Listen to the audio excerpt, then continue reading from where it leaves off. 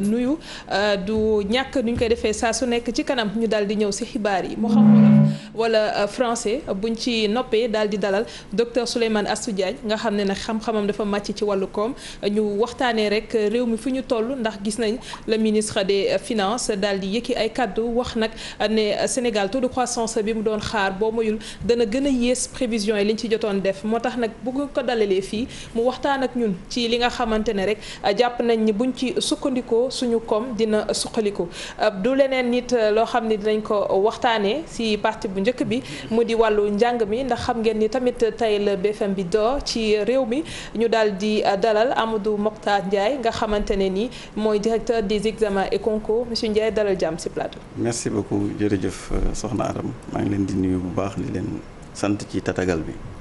jërëjëf ñu ond altine bu jot ak Papa Djibril Fall Papa maa ngi lay ziar. maa ngi lay delloo ziar Aram di nuyu kilifa gi ñuy dalal tey di nuyu sénégalais yi ñuy seetaan ci biir réew mi ak ci bitim réew di bàyyi xel bu baax tey moom ñi nga xamante ni xëy na dinañ ci dellusiwaat ñooy def examen rawatina ñi nga xamante ni dañ koy def ci ay conditions yu xaw a jafe. alors du ñàkk itam ñu daal di dem côté musée des civilisations noires ndax tey xam ngeen ni mooy lancement travaux rénovation ak réhabilitation bu grande mosquée bu Tivaouane ñu am fa nekk suñuy équipe ndax ci kanam tuuti ñoom it booru 21h dina am édition spéciale lépp ngir xam lan moo fa xew ak it naka la ñu nar a amalee collecte bi du ñàkk itam suñuy ndaw ña nga fa teew ci kanam dinañu ñëw ak ñoom waaye jamono ji ñu waxtaanee BFM bi directeur maa ngi koy wax sànq tey la door boo ñu doon defal tey situation bi ci dëkk bi naka la examen bi tëddee. bon xanaa di sant yàlla parce que c'était pas évident li tubaab di wax parce que contexte bi dafa am ñaari mbir yu ko lal. muy Covid 19 bi nga xam ne dañu war a respecter gestes barrières yi mais également xam ngeen ne ak ndox mu bëri mi nga xam ne moo nekk ci dëkk bi. donc mu nekk ñaari mbir yoo xamante ni benn yomb ci. waaw mais xam nga liggéey moom planification la donc tey bi ñu demee ci centre yi man sax maa ngi doon déglu ci rajo yi may ñëw. te différents reporters de différentes radios ñuy wax comment se sont déroulés le début d'administration des épreuves pour la première journée. et que ci li ñu dégg parce que tey man maa ngi woon ak ministre éducation nationale ci Thiès. waaw vraiment fekk nañ ñu jël ay dispositions yu mucc ayib pour que examen yi am ci anam yi nga xam ni moom lañ ko bëggee woon. donc loolu en fait dafay wane rek ni parce que des na quand même des na suba ak ginnaaw suba. wane rek ni bu ñu jëlee matuwaay yi ñu war a jël planifier ko parce que xam nga examen pour nga planifier ko da ngay planification ascendante lay doon données yi ngay am. pour préparer ko dafay jóge ci suuf inspection de l'éducation et de la formation dem ci inspection inspection d'académie yi donc nga agrégé donc bi ñu ko defee planifier wax ak ñoom ak notes yi nga xamante ni ministre bi kii na ko donc foofu sax laa waroon commencer mooy sant enseignants yi ci turu ministre éducation nationale Mamadou Talla ci seen mobilisation wane ni mun nañ jox un élan patriotique parce que quelquefois les conditions difficiles de travail dafay am ci àll bu nga xam ni ay booru Kédougou ak feneen mais jéguñu benn yoon ñu wane ni loolu amuñu ci cawarte wala leneen au contraire écho yi ñu ci dégg dafa am solo donc tey ci conditions yi ñu organiser examen yi amul fenn fu ñu dégg wala fu ñu yëg ni respecté wuñu gestes barrières yi. d'accord.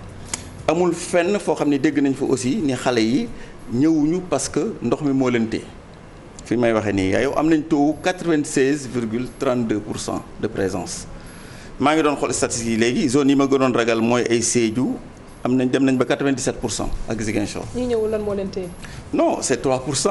ça veut pas dire loolu il faut analyser ça quand même il faut analyser pourquoi ils sont pas venus loolu c'est je veux pas faire dans la conjecture bëgguma simplement jóg rek ni lii la dama bëgg ñu analyser ko xool mais li may jàpp mooy téeméer boo jël ci ko amoon 180 605 candidats daanaka 200 000 candidats daanaka ñaar téeméeri junni candidats.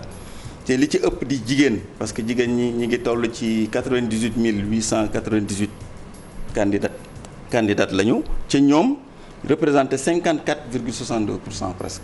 donc ça veut dire que même man li may interroger est-ce que jaadu na sax léegi est-ce que jaaduwul sax ñu xoolaat ñun heure yi ñu tëj école c'est ça la question que je pose est-ce que jaadu na ñuy tëj école di ko tëj même su fekkee 31 juillet moo nekk ci décret bi. si jaar nañu arrêté cours ay juin di xaar ba juillet def ay examen pour moi il faut ñu xoolaat lan la ñu war a jàng je pense que Covid bi li mu ñu war a jàngal mooy li ñu capitaliser li ci baax nan lañ koy. voilà lan ngeen ci capitaliser ci Covid bi. mooy c'est-à-dire que pour moi man li ma gëm c'est un peu personnel c'est la culture individuelle du travail. il faut que kenn ku nekk nga xam ni réew bu ñu koy tabax kenn ku nekk da nga ci am jër. il faut que yenn yi nga xamante dañ ko jàpp comme ay contraintes ñu xool naka lañ koy surmonter pour def ko ay ressources. comme yenn contraintes. comme taw comme maladie parce que école chaque fois que société bi am lu mu lot dañ koy interpeller. mais taw nan lañ koy jéggee bu fekkee ne dañu continuer am ay abri provisoire am cadre boo xamante ni c'est pas approprié. non xam nga il faut faire un choix il faut savoir faire des choix. abri provisoire devant vous savez le Sénégal a ratifié plusieurs lois et xam nga la loi dans la pyramide dans la hiérarchie dans les normes la loi est au-dessus de tous les autres textes normes textuelles. Sénégal dafa jël droit à l'éducation jëmmal ko ratifié ko. donc man devant xale bi bëgg a jàng man mënuma taxaw ni damay xaar ba tabax bu mu mën a dugg ma soog ko ci dugal. maintenant abri provisoire yi dafa poser question bu am importance abri provisoire y a un programme de résorption des abris provisoires de plus de 100 milliards qui a été lancé à Tambacounda. ça ne veut pas dire que. ci wala loolu dafa tekkiwul ni alors xale bu bëgg a jàng dañ naan ko non duñu la dugal ci abri provisoire maintenant ce qu'il y a lieu de faire c'est d'aller vers c'est ñu dem ci benn synergie d'action boo xam dañuy fexe ba nga xam ni xale bi. buy jàng quand même dina am ay ak benn série de mesures bu ñuy jël accompagner ko pour mu jàng ci normalement. li nga wax kenn mënu ko teggi mais dafa am leen loo xamante ne benn paramètre mënuñu ko bañ a bàyyi xel. moo ni ne ba ñu demee bañ ne dañuy reprendre cours yi. dafa am ñoo xamante ne ñu nekk classe intermédiaire yi dañoo xool ban formule la ñuy trouver pour ñu jàng ñu privilégier ñi def examen donc loolu dafa indi ñi nekk ci classe yi nombre bi dafa wàññeeku.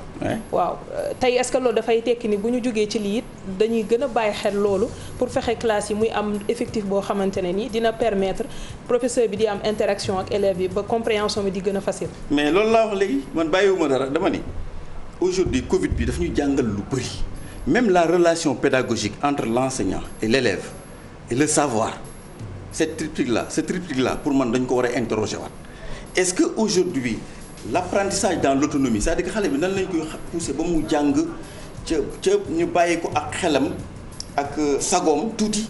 est-ce que loolu sax waruñu ko questionner pour man est-ce que aujourd'hui fonction bi ñuy wooyee la fonction pédagogique des supports de communication est-ce que waruñu ko xoolaat est-ce que waruñu ko orienter ba xale bi bu amee lii mu xam ni nan la ciy chercher l'information essentielle pour man yooyu il faut ñu xoolaat ko donc pour moi il ne s'agit pas de tirer des conclusions hâtives mais il s'agit simplement d'apprendre de tirer les leçons de la Covid-19. mais loolu Covid-19 bi c'est vrai c'est-à-dire que dañ ciy defee jàngat yu bari mais dafa fekk assise de l'éducation amoon ba noppi ndax assise yi bàyyiwuloon xel lii yëpp nga xam Covid fàttali nañu ko. mais xam nga quelquefois may dégg ñuy évoquer assise bi di wax naan gis nga soo xoolee li ñuy def nii orienter les enseignements vers la technologie la science yooyu mais xoolal les lycées qu'on a implantés xoolal lycée technique bu Diourbel on va vers l'INEC. les lycées yi nga xamante ne dañ ko bëgg a def Tamba dañ ko bëgg a def dans 3 régions différentes xoolal aujourd'hui les blocs scientifiques yi nga xamante ne 20 blocs dañ ko équipé il y a une orientation vers ça donc il y a une batterie de mesures yoo xam ne ñu ngi koy commencer mettre en œuvre pour aller dans le sens Covid bi ndax daf ñu fàttali loo xam assises yi indiwu ko woon Covid bi non c'est-à-dire que non mais Covid bi daf ñuy jàngalaat c'est-à-dire que c'est pas assises yi indi na ko ñu ngi mettre en œuvre on a des outputs on a des outputs mais Covid bi dafa indi leneen par exemple le fait que fii ci Sénégal taw bañ a nekk problème dans le sud moi j'ai fait Kédougou taw mënul teeku bëgg a dem marché mënul teeku liggéey mënul béy ko def soxlaam Ziguinchor nekku fa problème pourquoi ñu nekk ci réew moo xamante ni nit ñuy jàpp ni su xiinee sax waruñu liggéey dafa am. donc pour man culturellement dafa am chaînon yoo xam ne il faut ñu dagg ko c'est-à-dire que il faudrait que chacun d'entre nous mu xam ni moom dafa am taxawaay bu mu war a taxaw parce que dafa am lu ñu ameel askan wi. mais loolu aussi dafa am lu mu àndal directeur dafa ànd ak défi transport de qualité. parce que xale bi jógee fi mu war a jóge dem ndax nawet aussi dafa am lu mu àndal.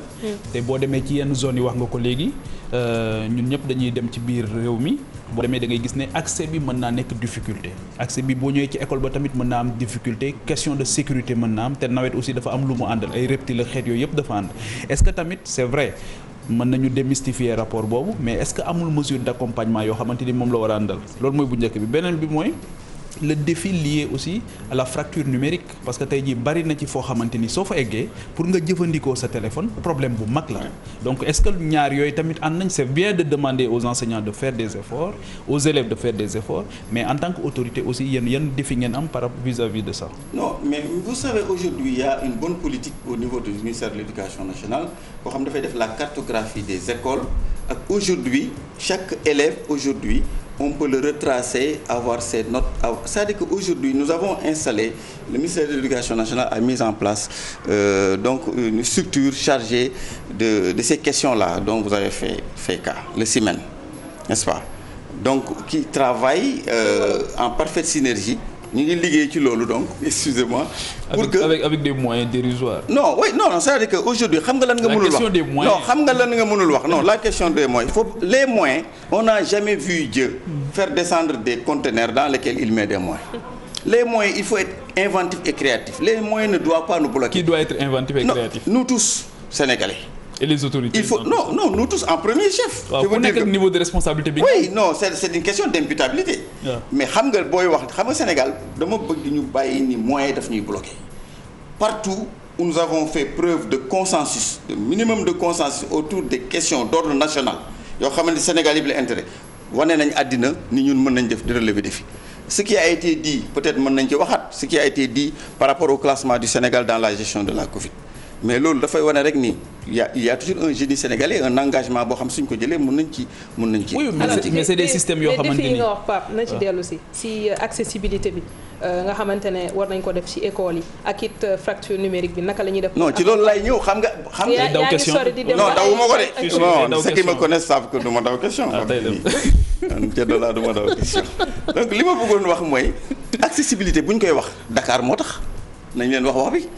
bu ngeen di wax accessibilité Dakar la ñu on a été dans les régions di dox di jàngi ñu amuñu problème boobu dans les régions il y a pas de problème et aujourd'hui même il y a am na dispositif bu ñu mettre en place dans certaines régions avec un système de transport boo xam ni peut-être mën nañ ko améliorer mais le problème peut-être c'est Dakar moo tax ngeen di wax loolu mais je pense que aujourd'hui on peut aller vers une réflexion parce que aujourd'hui il faut nga xam ni tamit école dafa am lu ñuy woowee une forte démographisation.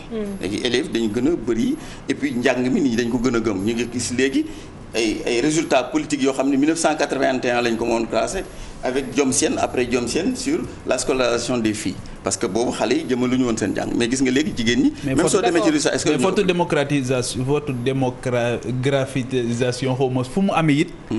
day nekk problème bu fekkee amul anticipation ak planification ñun souvent ci suñu réew yi on évoque trop la démographie pour justifier ay manquements alors que démographie ça peut être une chance pour nos pays l'essentiel mooy est-ce que ñun suñu autorités yi dinañ anticiper suffisamment planifier suffisamment pour mën a jël loolu def ko dootul nekk menace mais mu nekk opportunité est-ce que dans ce sens aussi. mais wax naa la loolu xam nga même li nga wax nii ànduma ci totalement démographisation. mën na nekk une chance mais soo ko réglé wul mën na nekk un problème si on donne un débat économique. oui je suis d'accord oui non je suis d'accord sur ça. voilà suñu duggoon ci débat économique naa la woon fan la mën a nekk problème. non on n'est pas en désaccord ah. dama wax ne dañ koy évoquer am na sax ñu ko évoquer jàpp ne inondation yi loolu ko waral dama jàpp ne démographie warul nekk menace. dañ koy war a xoolee comme opportunité léegi nag de l'autre côté la ñuy xool ndax def nañ planification bu mat ndax def nañ anticipation bu mat ak loolu laa wax. mais yéen xam nga man quelquefois damay suivre vous organisez des débats très intéressants mais quelquefois dafay mel ni réew mi amul ay borom xam-xam mais fii il y a de très bons planificateurs au Sénégal. Moi, je suis persuadé que on a beaucoup planifié ces examens-là. Mais si ils sont pas utilisés. Oui, ces examens-là, non, si on ne les avait pas planifiés. Parce que nous, on aurait dû faire ce qui est plus facile. Ce que les pays européens ont fait, c'était plus facile. Ils ont dit...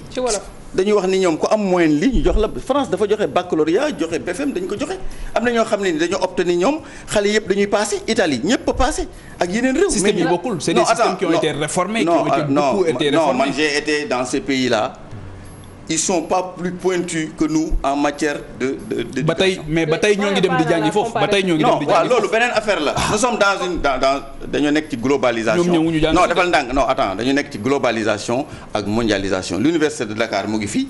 on peut se targuer de dire que les meilleurs médecins d'Afrique sont formés à l'université. mais parce que ça a été non parce que aujourd'hui le monde est globalisé munoo nekk ni pourquoi ñuy jàngi France ñëwuñu fi. waaw mais tax bu comparer système yi moo tax bu non non comparer système dama la bëgg a wax dama ni li gënoon yomb moo nekkoon ñu ni résultat ñun ay la yéwén dañuy xool ñi am may ñu jox leen mën nañ ko def mais defuñu ko on a eu avec toute la froideur bi évaluateur di am wutuñu lu yomb ñu jox ko xale yi mais par contre on a dit que on va aller vers des examens pour beaucoup plus de démocratie parce que le terme de démocratie à l'école ça veut dire l'égalité de chance c'est un concept juridique. fiabilité tey li nga xamante ne mooy examen yi mën nañ ci taxaw ak wàllu sécurité ndax gis nañ ci bac bi amoon na ay cas de tricherie tey lan ngeen teg comme dispositif pour que loolu bañ a reproduire ndax tey benn fan rek lañ nekk. soxna Aram c'est bien que ñu am débat boobu et c'est bien que ñu interpeller école mais au-delà de l'école la famille le milieu c'est une question de comportement jikko yi la parce que tricher mooy lan mooy sàcc.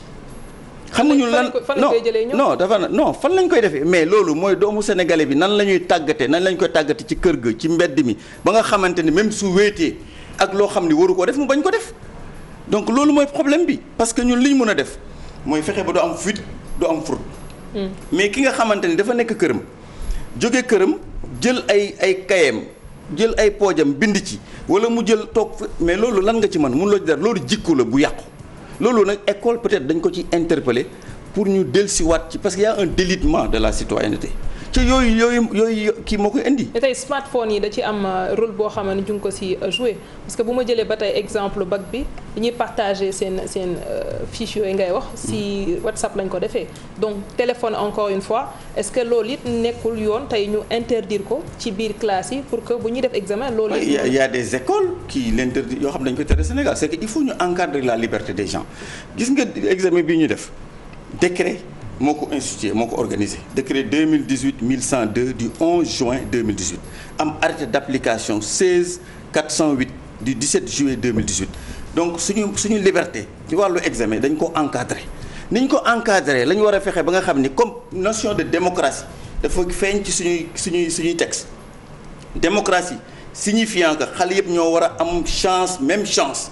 dañu war a taxaw temm ci ku ko bëgg a dindi ñu dal ci sa kaw. alors ku ko def lan lañ lay def. oui sanction y a des sanctions qui sont prévues en dehors des sanctions pénales am na yeneen sanctions administratives ñi ko mës a def Saint-Louis jàpp nañ leen jugé leen tëj leen ñu am sanction pénale mais sanction administrative mooy dañuy toog diir bu yàgg dootuñu def examen. ça au moins c'est dissuasif mais il faut que ça soit portage bi moo des il faut que au Sénégal qu'on arrête même dans le monde.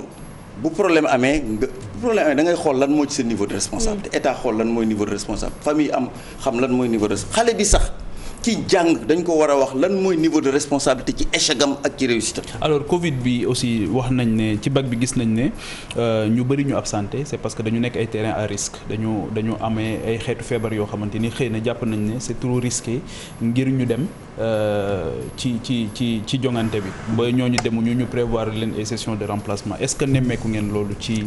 moom laa lay wax xam nga mënuloo def examen ni nga xëy génne comme ça ay résultats sur la base de simple conjecture li nga mën a def mooy def étude. ok ñooñu répertorier ñu répertorier xam nañ nombre d'absents yi. en amont. on attend les rapports ñi ngi xaar rapport IA yi. il y a des comités de veille même et d'alerte ki ñoo xam ñu ngi ko institué ñi nekk ci gox yi ak goxaat yi di ko suivre je pense que loolu ñun parce que xam nga décision ci évaluation lan lay jariñ. du résultat rek ndax xale bi àdduna dafa am fonction d'orientation dafay aider ci li tubaab di wooye à la prise de décision. pour que gouvernement bi mën a xool ministère de l'éducation fan la mën a jooyanti échec yeeg yooyu loolu lay jëriñ cette fonction d'orientation là bu fekkente da nga yem ci ay résultats kese ji am naa tant pour cent sa liggéey war defuloo ko il faut nga xool ndax ci transposition didactique yi mooy maître bi ni muy jàngale li mu xam ci xam-xam nan la koy joxe est-ce que ndax manuel la est-ce que programme la yooyu il faut nga def analyse yooyu nag mënuloo ko def de manière superflue. alors examen c'est vrai que BFM bi moo nekk di dérouler mais CFE yéen a porté également organisation bi encadré lépp ci biir boobu itam deuxième jour bi gis nañ ne amoon na ay élèves yoo xamante ne ñu ngi woon ci ay classes yoo xamante ne dafa am ndox loolu planification bi nga doon wax ak li nga xamante ne moom ngeen doon tëgg comme ay stratégie pour bañ a fexe xale yi nekk ci classe yooyu xanaa yooyu dafa gën a. mais soo defee statistique da nga xam ne risque dafa am dañuy wax sax ba jusqu'à risque dafa am c'est-à-dire que da ngay am nag un plan de mitigation des risques on avait un plan de mitigation des risques justement mais ce qui est arrivé là-bas c'est-à-dire que mënuñu ko c'est-à-dire que je ne cherche pas à justifier warul am faute pour être honnête intellectuellement warul am mais am na mais dafa bokk ci facteur à risque mais boobu ñu ngi fekk ñu am 1781 centres au Sénégal 1781 centres benn centre lañ gis mu am problème boobu dugal ndox quand on a vérifié je ne justifie pas encore on a vu que ndox bi amoon bassin koñ bi amoon bassin de rétention foofu ci koñ bi dafa fees moto pompe bi doxul ñu bënn mur bi. école bi mais COSYDEP dafa defoon benn cartographie ndax fii Cheikh Mbow teew na fi di ko wax cartographie boo xamante ne si école yi nga xam dafa war a am ndox xanaa loolu jëfandikoo. mais loolu dañ ko ma ne la dama lay jox lu leer naññi parce que COSYDEP on travaille avec COSYDEP du COSYDEP rek on a beaucoup d'organisations de la société civile bu ñuy liggéeyal gis nga réunion yi bi ñuy préparer examen yi ak bi ñuy wax dinañ jàngal duñ jàngal amul benn rencontre boo xam ne man fekk parce que je fais partie du comité de suivi ci comité boobu ñoom ñëpp ñu ngi leen doon recevoir tous les jours ñuy décider gis nga cartographie boobu ñun ñoo ko njëkk a def gis nga école boobu ngay wax 2013 la gëj a dugal ndox amatul woon ndox donc pour ñun parce que on avait la possibilité cette fois-ci vraiment parce que écoles yi élèves yi jàngi woon yi waroon jàngi 3500 lañu woon bariwul n'est-ce pas bariwuñu woon donc dëgg maanaam kii élèves yi nekkoon donc classe d'examen ñoom rek 3 500 000 élèves la ñu amoon 3 500 000 élèves donc classe d'examen rek ñoo ci doon jàngi. cartographie bi lu mu génne woon. non cartographie xam nga yomb na génne parce que dafa am école yi ñuy def ci zone non aedificandi yi. am école yoo xam ni ñoom mosuñu am historiquement au plan diachronique. soo xoolee noonu di mooy lan mooy dañoo. kilifa yi dañoo tabax ay école ci. non du kilifa yi dañoo tabax ay école de. c'est-à-dire gis nga cette question là. cette question là c'est une question. beaucoup plus global d'ailleurs man dama jàpp ne bu ñu ko bëggee régler c'est de manière holistique la ñu koy régler. waaw alors da nga wax ne noo ñuy préciser rek. da nga wax ne dama ni waaw je vais préciser ma pensée. dama wax ni école yi bi ñu koy tabax. bi ñu defee cartographie bi. non bi ñu defee ñun suñu cartographie moo doon xool yan école moo mën a am ndox wala yu amul ndox. dafa am école yu nekk ci ay zone non aedificantes yi nga wax. non dama ni booy def cartographie. école yi nga xam ne fi ñu ko tabax day dugal ndox da nga koy. waaw man en fait dama bëgg rek damay jeexal sama question bu fekkee ne école am na ci école yoo xam dañu nekk ci ay zone non aedificantes yi. cela veut dire que bu ñu évaluer seen risque inondation mooy. mën nañu inonder à tout moment. saa bu tawee. tout à fait est-ce que tey jii da ngeen a xayma ay écoles yoo xamante ni dañ leen a war a soppi fa ñu nekk yóbbu leen feneen. mais loolu xam nga loolu ça dépend ci suñu plan d'urbanisation xam nga tamit gis nga dëkk moom mooy tax ma ne la il faudrait que ñu am benn assise sur ces questions là. assise am na ba pare. non waxuma loolu waxuma éducation de. assise sur non dama ni c'est-à-dire que Sénégal il faut ñu xoolaat. yow boo demee Europe sa kër gi nga tabaxal sa bopp soo ci bëggoon modifier benn mur wala nga teg fa benn pantre mën nga courir 5 ans ci mairie bi wala nga bëgg a def mur nga bëgg a clôturer kër gi rek mën nga def 5 ans duñu la ko autoriser fii Sénégal da ngay nekk ci zone boo xamante ni da ngay jékki-jékki rek tabax 5 étages wala 15 étouffé ñi ci des mais xam nga avec la démocratisation bi mu lañ nga tudd bu fekkee nit ñi ku nekk ñëw tabax n'importe comment amul même plan d'urbanisation booy respecté quelquefois sax da ngay tabax ci doo am autorisation de construire ci chaque fois bu ngeen gisee waa Descos di toj nit ñi dañu naan non c'est pas normal et cetera et cetera. mais il faudrait école yi loolu da leen di jiitu am nañ fi ay inspecteurs d'académie yoo xamante ne dinañ wàcc souvent sur le terrain ak yeneen. mais bi ñu koy tabax école yi bi ñu koy non xëy na sax non xëy na sax bi ñu koy tabax. ci période bi non suñu gisee irrégularité boobu ñu teel ko signaler.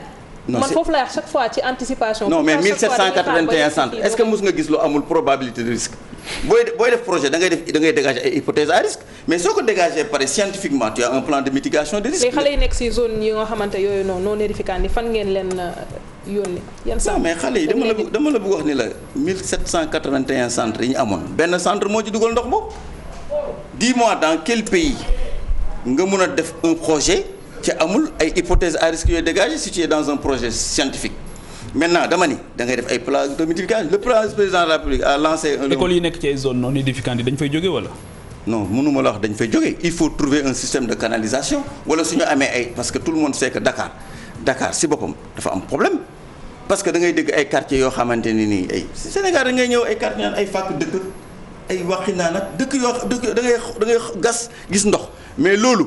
dafa am ay période de sécheresse yu jaaroon mais su ndox bi ñëwaatee ndox olof mooy wax ndox du bàyyi yoonam donc pour moi il faut qu'on accepte de s'accuser mutuellement il faut kenn ku nekk ñu xam ni ce pays-là, un pays, on le construit avec ce qui est nécessaire. C'est pas avec ce qui existe. Ce qui existe, c'est que mi ngi taw mi nga am inondation. Mais ce qui est nécessaire, mooy il faut que ñu accepter li nga xamante ne mooy réglementation en vigueur. en matière de logement taw tey bi impacté wul examen. dégguñu ko fenn. ñu ngi ciy sant yàlla bu baax mais calendrier examen yi bi ngeen koy defar gis nañu ay syndicalistes yoo xam ne tamit yëkkati woon nañu ay kàddu di wax ne lii nii mi ngi doon ñëw maanaam saal yu am ndox yeeg zone yi nga xamante ne nii tudd nga ko léegi. xam nga nit si dafa wax ni nit si dafa am question yi du ma bëgguma ci tontu. nit si c'est un grand philosophe. nit si def ni plus on s'envole plus on apparaît plus petit à ceux qui ne savent pas voler. maanaam.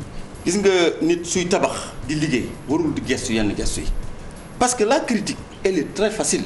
Ah mais et on a besoin